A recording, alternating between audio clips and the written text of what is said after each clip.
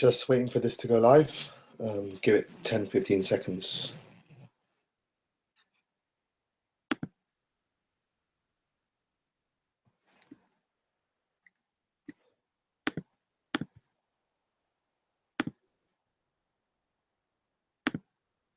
Okay, looks like we're good. Guys, so first live stream. Lovely day in the UK. So I thought I might as well just do a live stream, see how you guys are doing, and talk about the weekend's action. I haven't really talked about the weekend's action in separate videos. So yeah, I've been a bit busy over the weekend. I've been working, and yesterday I had a big football tournament, so I'm a bit sore. Just trying to rest up and get back on it. So yeah, I mean, hopefully you guys can join me in the chat, and just let me know what you guys want to speak about. We'll try and do this a bit more often. I was supposed to do this after I hit 100 subscribers, but obviously I've had different things going on at different times, so yeah, I've been a bit busy. So yeah, we'll talk about possibly Liam Smith, Zolani Tete. I haven't actually watched Zolani Tete's fight. I was watching the Box Nation card late last night, but I did fall asleep. I was exhausted. We'll talk about Tony Belly from the weekend prior, and since he's been in the news quite a lot, where he goes in the cruiserweight division. Babit Shumanov and Denis Lebedev, they tie in quite well with Tony Bellew. Also, we could talk about Rances Barthelemy, lightweight division, Vargas-Salido, super featherweight division. We could talk about a various number of things, and there's a fair bit to talk about, and hopefully you guys can join me in it. So let's get cracking. Liam Smith. Liam Smith obviously fought on the weekend against Predrag Radosevic, and he won by second round KO. Body shot really hurt him, left hook to the body, and yeah, he really took the guy out. He got a shot just as Radosevic was going down as well. Possibly that could have possibly done something to his equilibrium. But I don't gain anything from watching Liam Smith in this fight. He's a solid, top 15 universally ranked super welterweight, but top 10, top 5, even though he has a world title, I can't see it. He beat John Thompson, was it? And I couldn't really rate that sort of performance. It was relatively poor, to be fair. But yeah, it was quite poor. I didn't really find any interest in it, and we don't really learn anything from it, especially Liam Smith. I mean, it's quite the conundrum with Liam Smith in comparison to Stephen, Paul, and Callum. Paul has probably the least upside for me. He's quite old on in his career. He's had a couple of world title tilts. He's had a big fight with Andre Ward, and I mean, it's difficult for me to say where he can go from here, like Paul Smith. But he's there or thereabouts. I think George Groves versus Martin Murray is a WBA title eliminator. I don't know if it's that's all they said. It's a super middleweight title eliminator. Don't know if it's a final or just a normal eliminator. But I'd expect the winner to go challenge Giovanni De Carolis, who's actually the regular champion at the moment. I've heard some rumours that Fedor Chudinov will get his belt back after Sturm did not protest protest the drug test with his B sample, requesting it. So that's what I've heard on Boxing Scene, and that there's potential that could be, with Eddie Hearn, anything's possible. Anything's possible. It's a vacant title. I reckon he can haggle a bit with the WBA and probably get this as a vacant world title fight potentially on the Joshua Brazil undercard. It'll beef up the card, especially if it's a world title fight, and yeah, definitely, I think there's a lot of potential there. Paul Smith might go down that route, but I think he's already lost to George Groves. So I don't see that as a realistic fight, and it's not interesting for me. It's quite boring. So I don't really know where Paul Smith goes from here. It's quite tough, especially with the super middleweight champions at the moment. If James DeGale and Badou Jack are unifying, then there's 2 titles out of the way, and then Gilberto Ramirez. So does he really want to step up against Gilberto Ramirez? I don't think so. So there's some potential there, and with Paul Smith, but I can't see him winning a world title like he says he does. Callum Smith. Callum Smith, obviously, he's the WBC #1 mandated challenger for Badou Jack's world title. He showed a lot of flaws against Cesar Reynoso. He was loading up, lack of head movement again, lack of foot speed.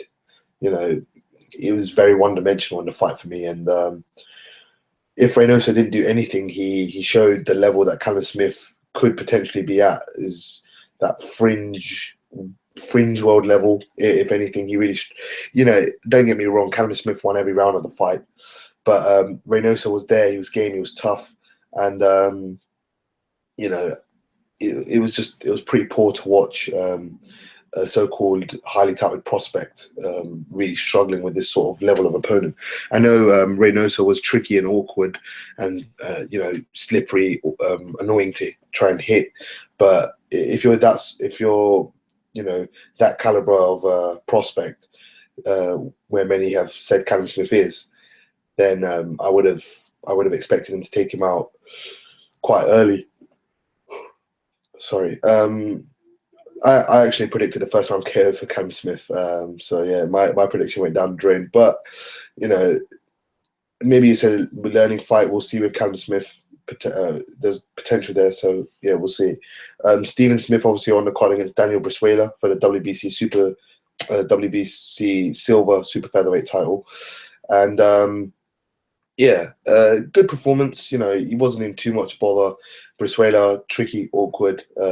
What he's going to come to do, try and spoil and try and make it awkward for the opponent. He did it to Tommy Cole, not so much with Luke Campbell. But I think that, both those men were substantially bigger in weight and height as well. So, I think at Super Feather he was a bit more comfortable, but I think Stephen Smith was a level above him. Stephen Smith will probably shoot up the rankings. WBC silver belt tends to get you a #1 ranking with the WBC organization. But we'll wait and see what happens where Mauricio Suleiman actually puts the rankings, and all the ranking leaders decide to put Stephen Smith. Potentially could be at #1, which I wouldn't think is very fair to all the other contenders. But he could be somewhere at number 4 or 5, which is, maybe fair, and then he gets a final eliminator again. He went down the IBF route against Jose Pedraza, who's a very, very good champion. So, I'm expecting good things from Stephen Smith. Whether he can win a world title or not, he's a very, very capable and solid fighter. Don't get me wrong. I still think he's very, very small for super featherweight. But my inclination is that he could potentially have beaten Roman Martinez, but Roman Martinez is facing Vasyl Lomachenko now. He could go after a vacant title against a lesser contender. Possibly if Lomachenko goes back down to featherweight and drops the WBO super featherweight title, which I expect him to win the fight. Is coming up this weekend on the Saturday. I will do a separate video for that. But I expect decent things from Stephen Smith. I don't think a world title fight. I don't think a world title win is in the offing at the moment. But he seems like a good fighter. I quite like his style. His body shots are good. He's got a bit more to his game for me than Callum Smith. I know at lower weights it's a bit easier, but Callum Smith is what he is. I think Callum Smith is beatable, regardless of what many of the boxing pundits and analysts say. He's there for the taking if you have the right sort of style. I think Gilberto Ramirez would, give him a really, really tough night, and I think he'd beat him. But yeah, I see we're only on 2 viewers. Evidently, I'm quite boring. So yeah, I hope more people tune in, and yeah, we get some discussion going in the chat. As I said, Liam Smith obviously fought, and this kind of brings it full circle. Liam Smith fights on Box Nation, and he's a Frank Warren fighter. In comparison to his brothers are getting a large platform to, not succeed, I'd say, but to get a large amount of exposure. Even Paul Smith, as I said, I think he has the least upside now with his age.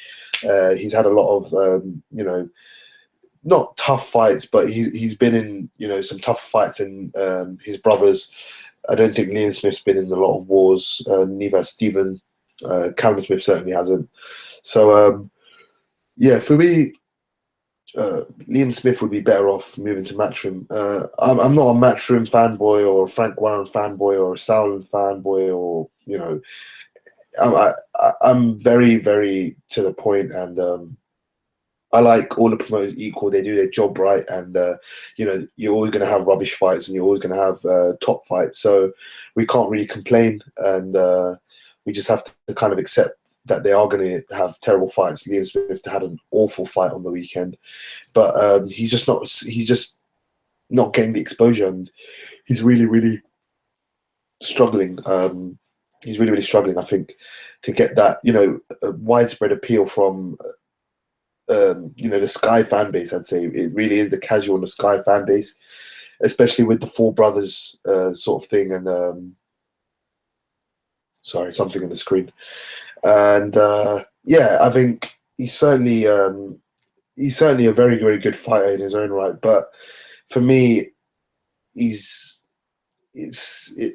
difficult to put him in the top 10 rankings, universally ranked at super welterweight.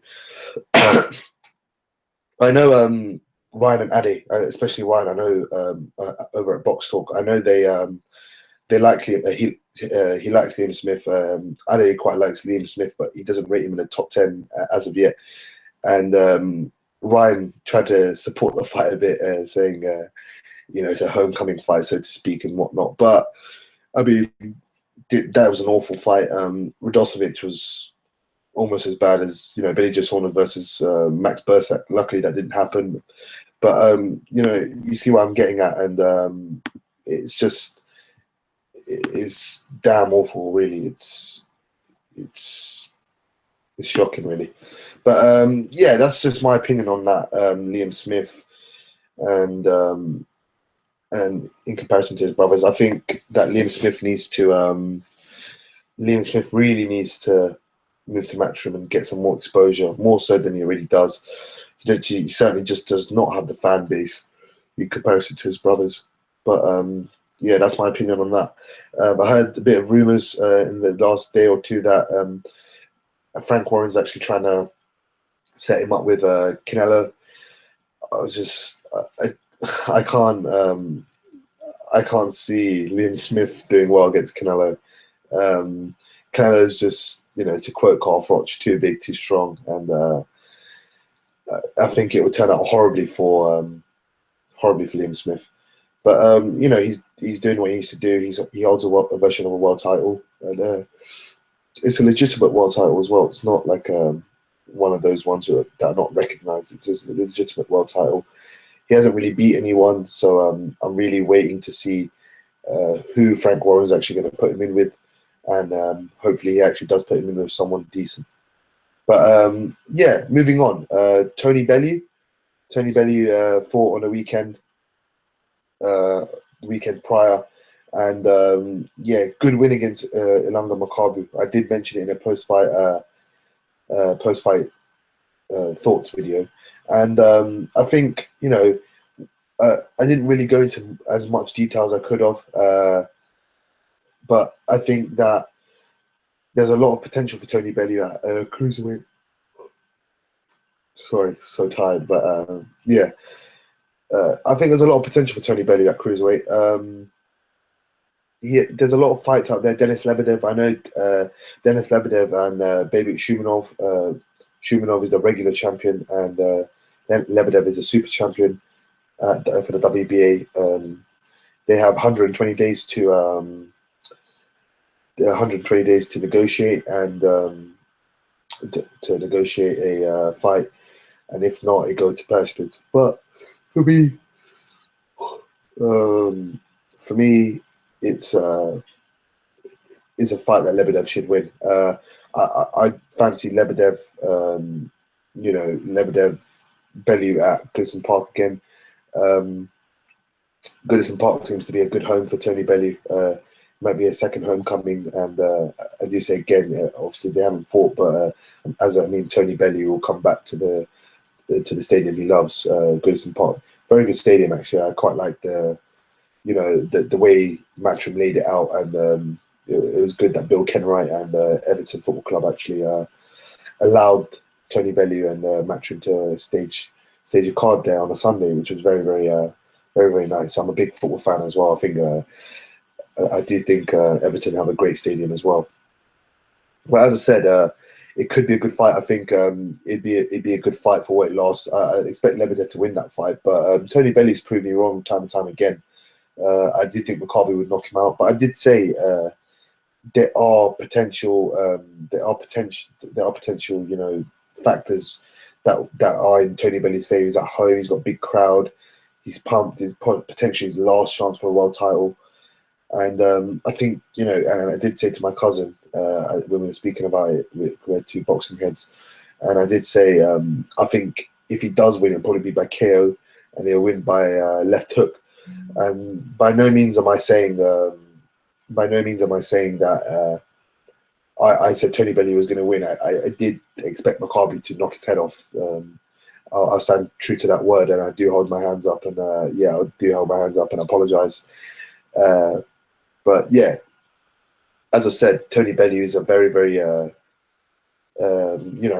wouldn't say underrated or anything, but he's like a very, very much an underdog fighter, and he comes, especially against the odds, and it's good to see for British boxing another world champion, and he's flapping his gums a bit with David Haye. I think that's a disaster for Tony Bellew. I think David Haye would just, he's just too quick for him, even at David Haye's advanced age at 35. He's not got the foot and hand speed, I don't think, that he used to have in his electric prime, but I think it's still a bad fight for, I think it's still a terrible fight for Tony Bellew. But it's a big payday for him, so I hope he does get a good payday, and probably deserves it after the underdog win again. As I said, I'd like to see him against Lebedev, but it's a long shot at the moment with all the boxing politics, with WBA and whatnot. So we'll see. Shumanov said he thinks Lebedev is going to avoid him, and he's going to face Union de Cortis, who's a Cuban sort of boxer.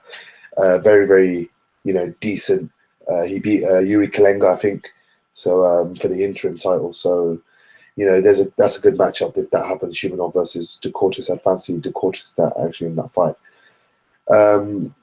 So Bellew's got some options and a lot of potential there. Let's see where he goes from there. With Eddie and Matchroom, anything's possible, and he could get him a big fight.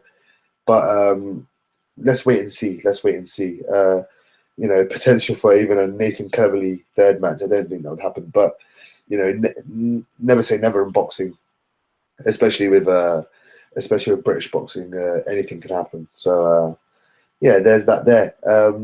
Francis Barthelemy fought this weekend as well against Mickey Bay, former IBF lightweight champion. Bay beat, I can't remember who he beat, Miguel Vasquez, sorry. Vasquez was a very, very good champion, actually. Has a fair few losses on his record. I think he has 5 losses on his record, but, a very underrated boxer. Kevin Mitchell was actually supposed to face him, but he failed the check weigh-in against Gisle Maduma, and he knocked Maduma out in the 11th round when Maduma gassed. So, Mitchell could have faced Miguel Vasquez. That would have been a good fight as well. But obviously, he went down a WBC route, beat Daniel Estrada, and then lost to Jorge Norris while he was up on the scorecards. He got, stoppage cut, sort of. And didn't want to see that. It was it was not nice to see. Kevin Mitchell, I think I was the best of Kevin Mitchell, and it was just a step too far. I wouldn't say a step too far, but I'd say it was just unfortunate that he got the cut stoppage. But yeah, Kevin Mitchell, obviously he faced Barroso, and we know what happened next. But going back, I digress. I'm just going off topic. Barthelemy looked really good. I actually watched the fight. I thought he looked superb at spots. He could have looked much, much better. I think he made it a lot harder for himself. Mickey Bay, made the rounds competitive, I think, but nothing to really trouble. Nothing to really trouble Roncis Barthelemy. But yeah, that's just my opinion on Barthelemy. I think Barthelemy is probably the best lightweight in the world. And yeah, that's what I'm gonna put out there. I'm gonna say Barthelemy is probably the best lightweight in the world. Zlatan is obviously fighting this weekend. There's been a lot of conflicting reports that he's fighting for the interim title or the full WBC title, because Linares has had a hand injury. He's supposed to face Zlatan, and it hasn't come to fruition at the moment, but hopefully it does. And yeah, for me, it's very much so a process where it's a process of elimination. I think you have Crawler there, you have Flanagan there, you have a few other contenders there as well. But for me, the top lightweight is Barthelemy. He's rangy for the weight, very, very skilled. He just makes things look easy. But good punch variety. He can move. He can come forward. He can box. He can do a lot of different things. And I'm looking forward to seeing more of Barthelemy. I was happy it was on PBC. I got to watch the fight full online. Tom O'Brien has actually just messaged me in the chat. Afternoon, Tom. The poster is actually for Bloodborne, which is a game on PS4. The back of the poster on the flip side is for The Order, which is also a PS4 game. Hope you're doing all right, Tom. It'll be good to catch up with you again on Wednesday, and hopefully you can get involved in the chat a bit more as well. As you see, we only have 2 viewers, so a bit paltry at the moment, but not so bad. Just steadily building up the channel, steadily. Yeah, Vargas-Salido was a great fight. If I forgot to mention it, but yeah, fight of the year, one of the fights of the year. And it's Vargas. I mean, I thought Vargas was a lot better, but he was losing to Miura.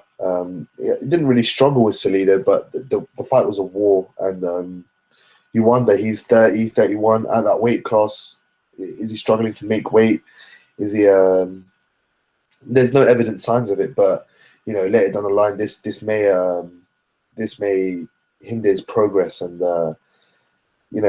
he was a relatively slick operator just before the Takashi Miura fight, and it seemed like he had a bit of energy sapped in the Miura fight. I don't know if that was because Miura was putting the pressure on, and he hit hard, and he was a bit, he was a southpaw who came forward, but he did some unorthodox things from time to time that probably put Vargas off his rhythm. But Salido came forward and threw power punches all night, and Vargas, as I said, I don't think he struggled or anything, but he didn't really stick to a game plan or anything of such. He just got involved in a tear up, and kind of gave the fans a treat, really. So yeah, that's really my opinion on that. Yeah, Tom O'Brien said, "Me and you, middle of the day is hard going."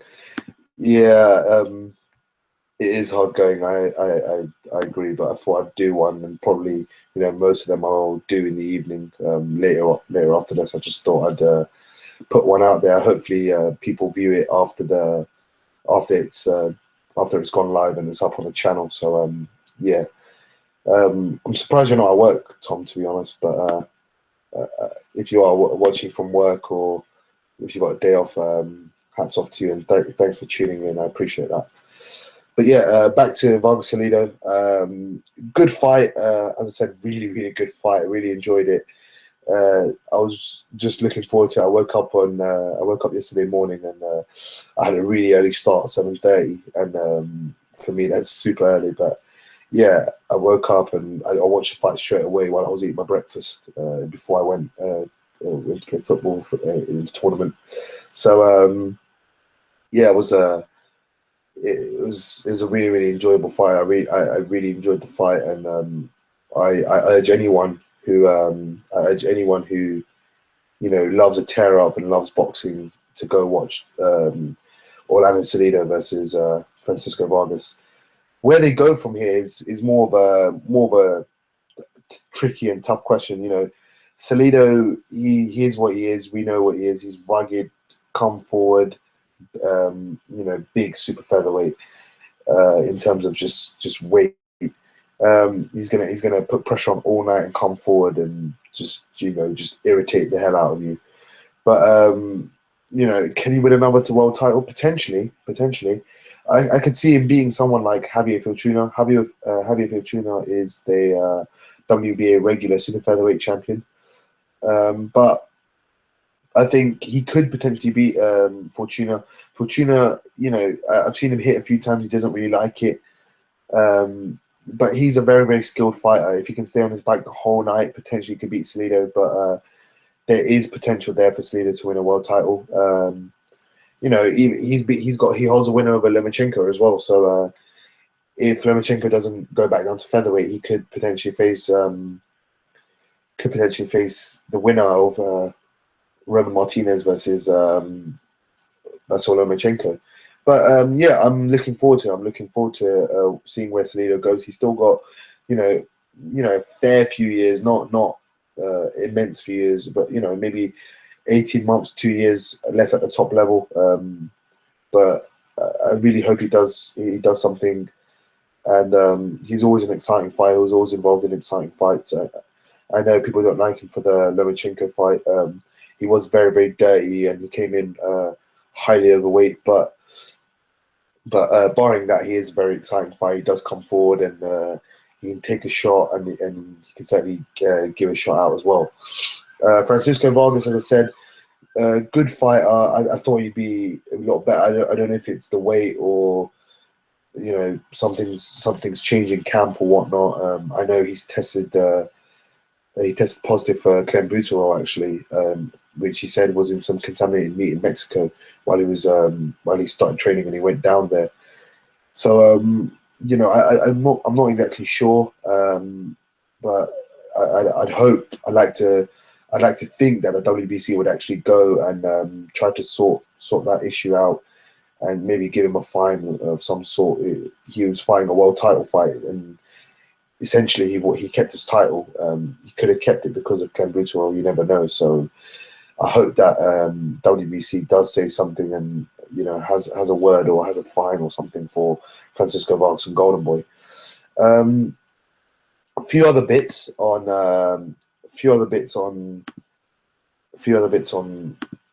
the news this week. Muhammad Ali obviously passed. Very, very tragic, very sad. And I don't want to go too much in depth with it. It's not something that needs to be gone over. There's so many YouTubers that've done a great job in doing tribute videos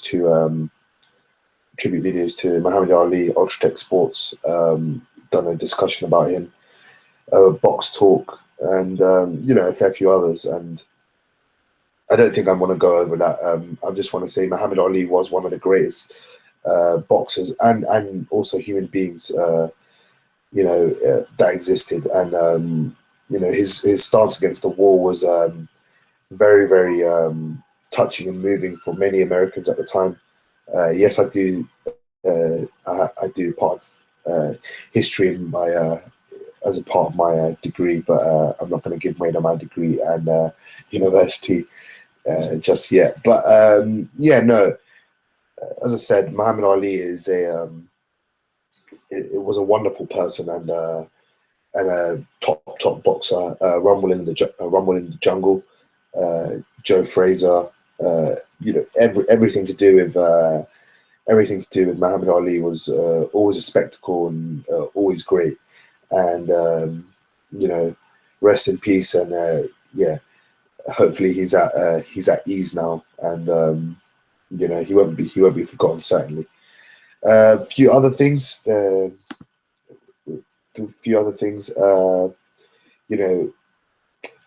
is there isn't much else, but Dominic Brazil has been fighting. Been talking about how Anthony Joshua was gifted the gold medal and that sort of stuff. Um, that sort of stuff. It's not really it's not really something that we need to kind of reinforce. We already know that the hardcore boxing fans, that Joshua wasn't really, the main gold medalist, or the real gold medalist. He lost to Erislandy Savon, and some people say he didn't beat Camarelli. Some people said he did.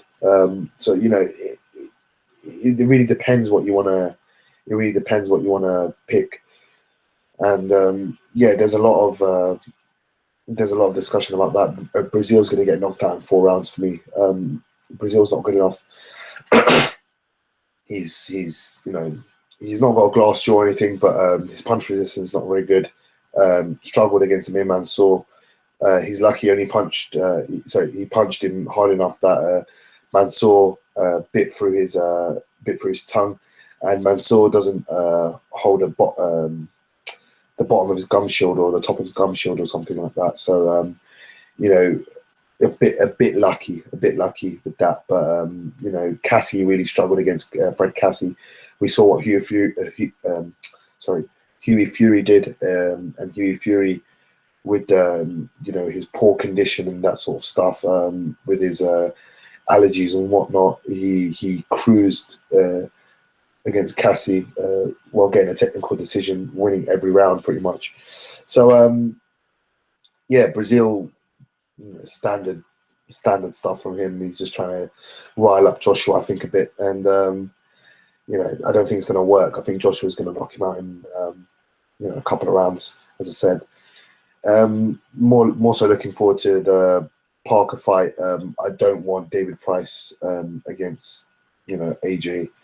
I'd rather AJ faces someone like a Brian Jennings, Stiverne, Ustinov, someone who's going to take him a few more rounds and be a bit more durable, and give him a bit more that he can learn on.